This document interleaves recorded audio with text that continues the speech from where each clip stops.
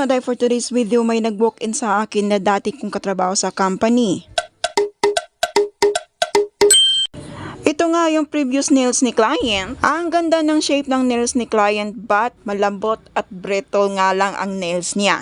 At dito nga tapos na akong nag-prep ng nails niya at nakabitan ko nila ng soft gel extension. So as you can see, almond shape ang napili niya at sakto lang din ang haba ang gusto niya. At dito nga tinanong ko si client kung bakit parang na-morder yung kuko niya at ang sabi naman niya dahil daw sa alaga niyang aso at pusa. At ito na nga yung outcome sa ni-request na design niya. Ito ay ang blush umber design na may glitter sa tip ng nails niya. At meron din siyang mermaid design sa ring finger. At ang design na ito ay umabot kami ng 2 hours mahigit.